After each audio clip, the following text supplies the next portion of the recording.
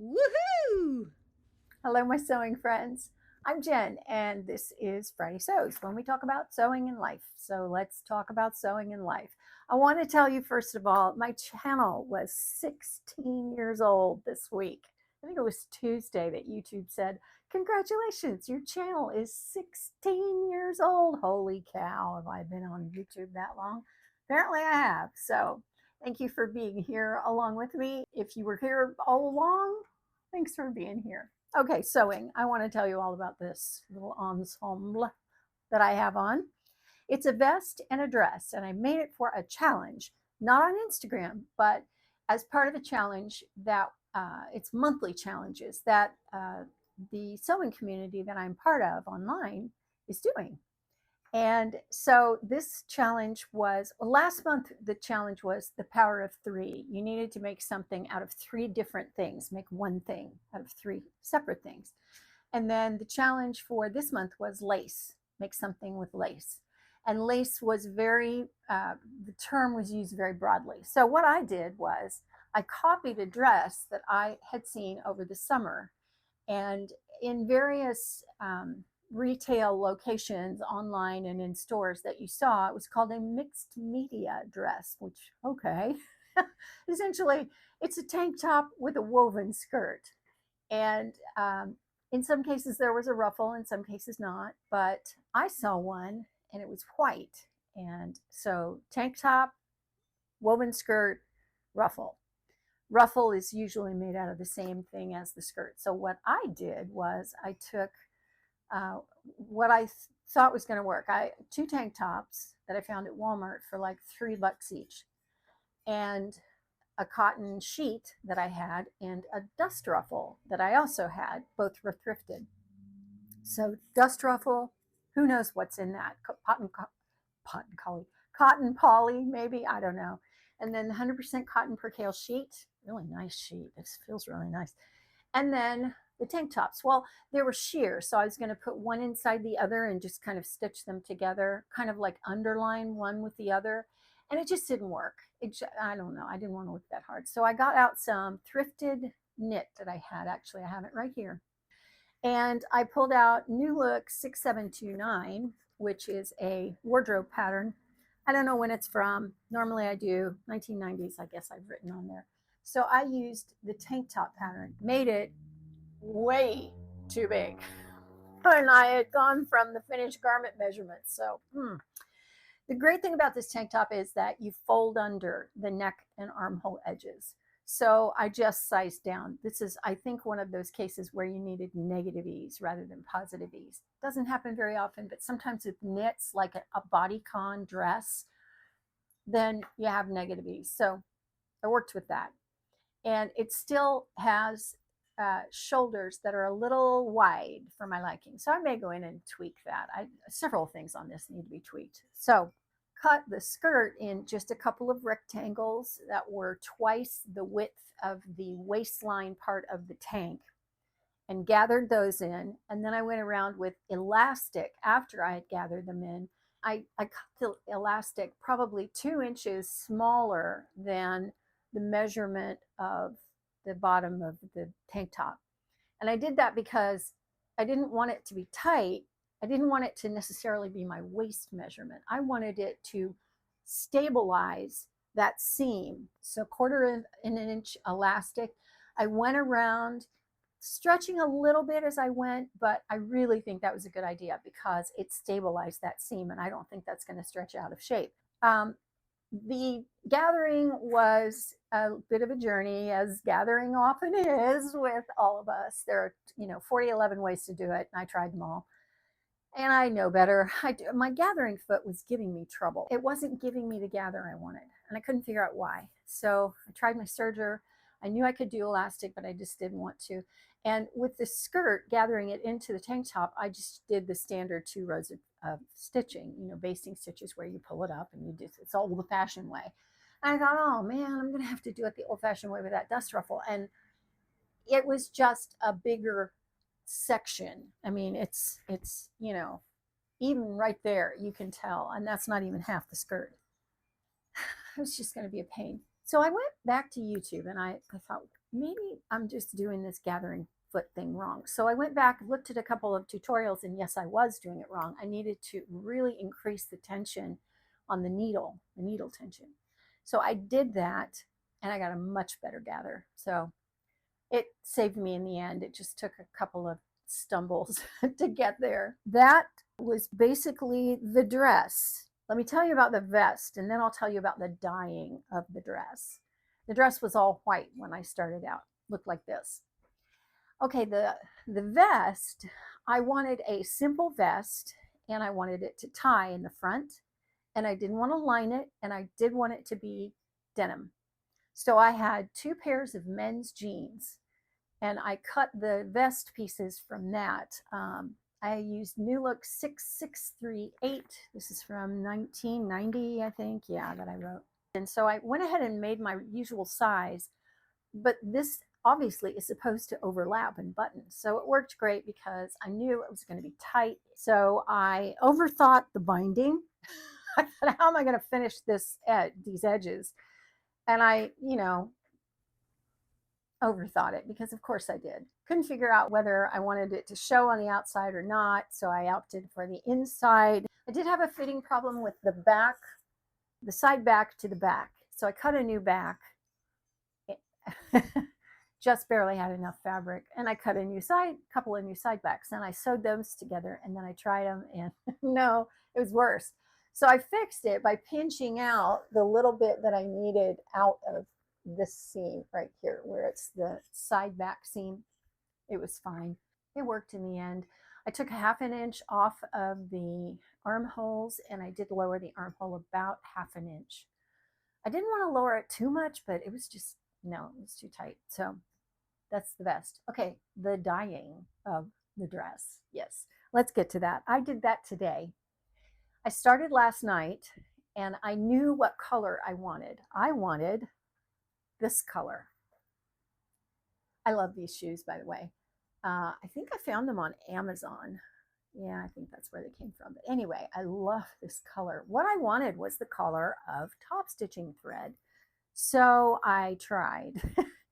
And here's a little bit of that process. Welcome to my kitchen. Now, I am no expert at dyeing, although I do have a big stock pot full of all things dye. I've done a fair amount of it. It's a complicated process, and it's a tricky process. It's like baking bread. It's not exact. It's not an exact science. I think every time you do something, it's going to turn out differently. That's kind of the fun of it, to be honest. So let me tell you the story of dyeing this dress. This whole process began with the pot. I needed a big enough pot for that dress to swish around and move. And this was not going to do it. This is a stock pot. And I think it's aluminum because it's fairly lightweight, and so it won't work with my stove. I have a new stove, and it's convection. Is that right? Induction. Anyway, I needed a pot. So I scoured all my thrift stores, nothing. Apparently everybody needs these pots. So nothing there. And then I looked on Amazon, and they were, I don't know, more than I wanted to spend, depending on the size of the pot and the kind of pot you got. And I looked at Walmart. I went over there and looked, and they were honestly about the same price as they were on Amazon. So I thought, why would I wait for Amazon when I could just go over there and buy one?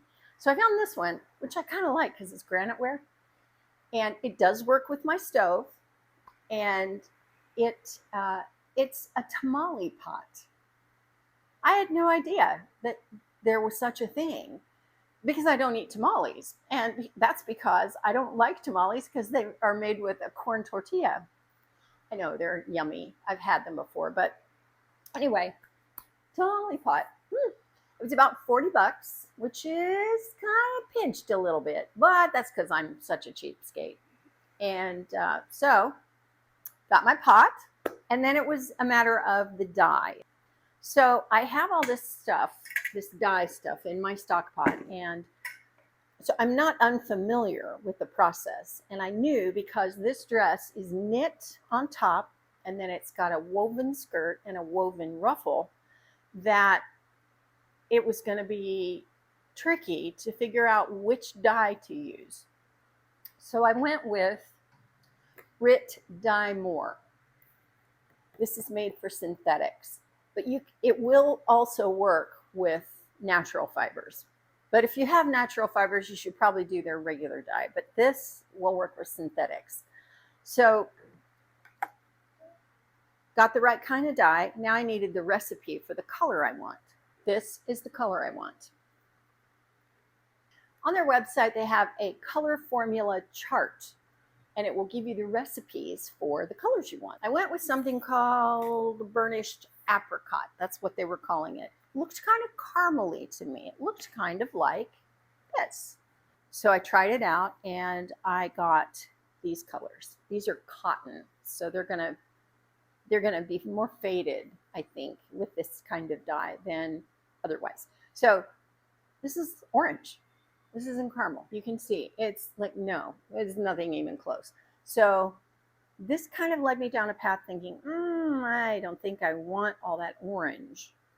I probably do want some kind of a little bit of orange, but not this. So I added an entire thing of yellow into the pot and got this. So this is better. It's better. It's a little bit darker, but still, I don't know, I keep putting that thread. It still isn't quite there, you know? It's close. So I had I had it up to about here. So I took a big bucket and I scooped out that mixture. And I thought, okay, I'll try this again, but I'm going to do yellow and chocolate brown. I'm going to do a whole bottle of yellow, and I'm going to do 1 tablespoon of the chocolate brown and see where I get. I did keep pretty much of a bucket full of the other combination, which was the orange, which was this. So I know that combination is the apricot, the yellow, and the 2 chocolate and taupe. The chocolate and, what is this called? Camel. We'll see. So I'm at it again. Let's do this thing. 1 tablespoon. And I'll just...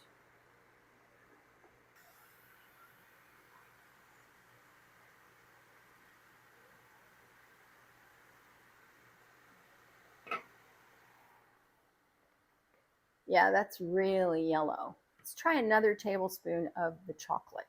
Not real chocolate, chocolate brown.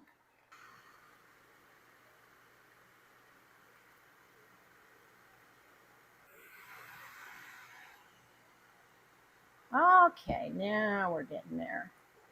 This is more like it. Yeah, still needs to be darker. So I'm gonna add, I'll try a little bit of the Camel. Let's just see what happens. The Camel. I think it's getting there. This was with the chocolate. I think I need to go a little bit more chocolate brown. Okay, this I think is just getting more brown, and that's not what I want. I needed a burnished gold. This is a complicated thing. You know what? I need a little bit orange. I did this last night, took a bucket full of that dye, and I put it out on the back lanai. And so what I'm going to do is go get a scoop of that and throw that in, see if that works, because that's got a fair amount of orange in it, so maybe that'll do it. I don't know.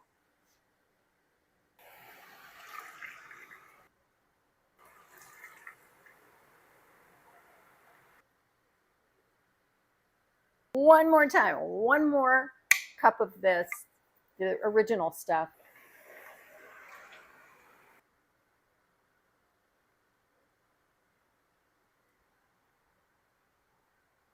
It's pretty close, you think?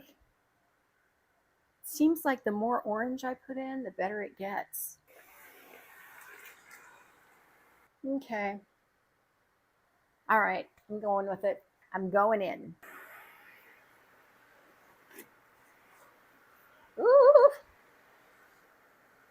Moment of truth.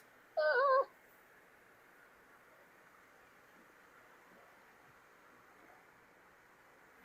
So I didn't really quite get there in the end. You can see that this part is a little too brown, a little too kind of that yellowy baby poof brown. I hate to say that, but it's kind of that color. It's not so much that color that it's disgusting, but it's not the color I was going for. And then the skirt obviously is very light. It turned out very light, which, oddly, when it was wet, this was what it looked like. And then the dust ruffle took the dye the best, I guess. The flowers are a little bit yellow, and then actually the fabric part of it is what I wanted. So here's the thing. I forgot the pockets, so I'm going to have to go back in and put in pockets. Simple thing. No problem. And then I think what I'm going to do is go in and get some of the regular dye that Rit has and go in and do the skirt again. Now, how, you ask? Am I going to do that? I'm going to dye the whole thing and see what happens, because you know what, I'm not sure you can screw it up. If nothing else, I can go back in and remove all of the color and go back to white. So nothing ventured, nothing gained. So yeah, I'm gonna play with it a little bit. And to be honest, dyeing everything was so much fun because it's such an it's not an exact science. It's chemistry, but it's not an exact science. So it's like mixing colors. Wow, I need a little more of this, a little more of this. And so that was kind of fun. Plus, I got a new pot out of it. And I have a lot of things that I want to dye. I just didn't have really a good way to do it. And now I do. And if I want tamales, I can make those too. That was really the big deal sewing that happened this week. I tried matching up some of my Christmas stocking uh, pieces, strips from the jelly roll that I bought. And, I didn't spend much time on that. What I have been spending time on is this. This is Simplicity 8057. Looks like this.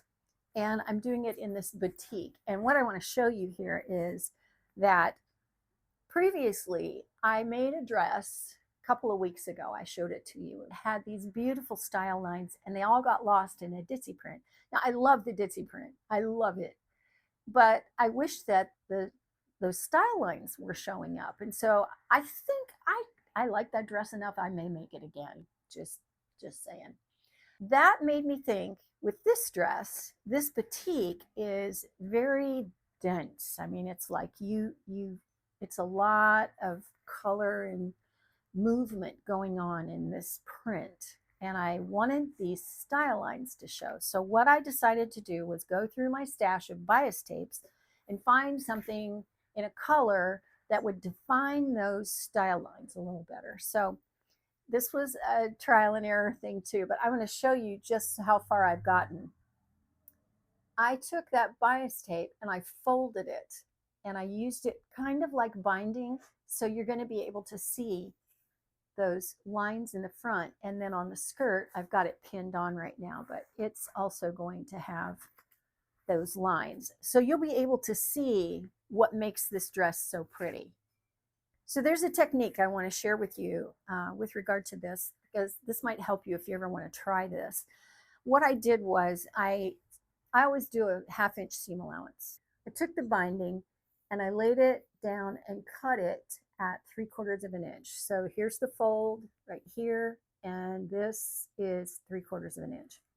So I took that, laid it on my pieces, and I stitched it at 1/2 an inch with a contrasting color. It was white. So I knew that 1/2 an inch line was straight, and I knew I had a solid 1/4 of an inch that was going to show here. And then I went back in and stitched the seam. And when I did it, I followed that line of basting stitches, and it gave me the perfect, exact line that I wanted, because otherwise I was, I had fatter parts here and narrower parts there. And so anyway, it's much more consistent this way. So if you're going to do this, then try that. I think that's about it for the sewing this week. With regard to life, the weather has been much nicer. It's very cool today. We've been sleeping with our windows open, and in Florida, that doesn't happen very often. And I got the best news today. I have some friends from long, long ago. These are sort of my big chill friends. If you're old enough, you'll know what that is. But we've all been friends for a long time, and we're all in our 60s now.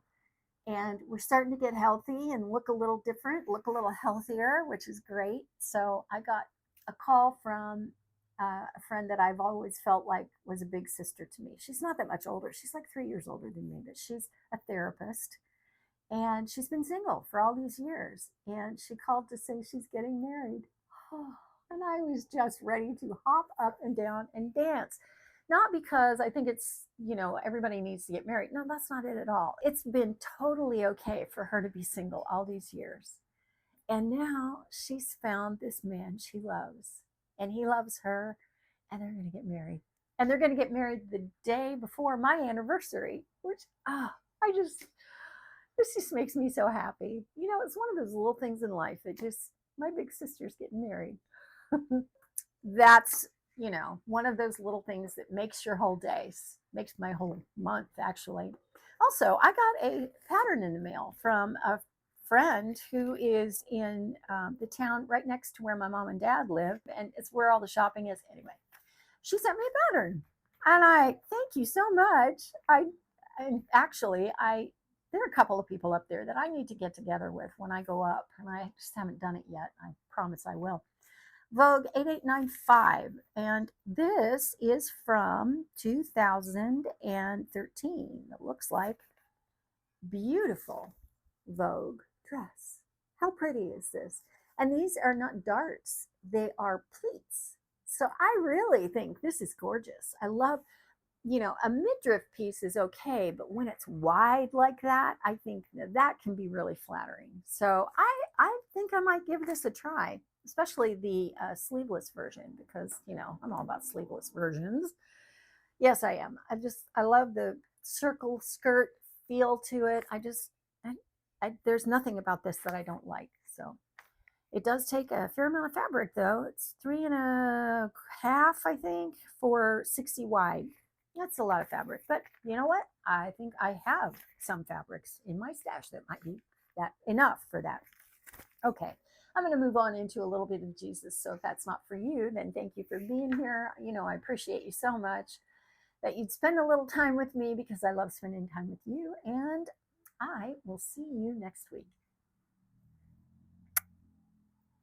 If you did stick around for a little bit of Jesus, I don't really have anything terribly deep or profound to say to you, other than I pulled out one of my little scripture cards, and it says, it's from 1 John 4:7. Beloved, let us love one another, for love is from God, and whoever loves has been born of God and knows God. Love. Let's love each other. Let's love each other deeply and honestly and authentically and deeply. Okay, that's it for this week. I hope I'll see you next week. Thank you so much for watching, and I love you all.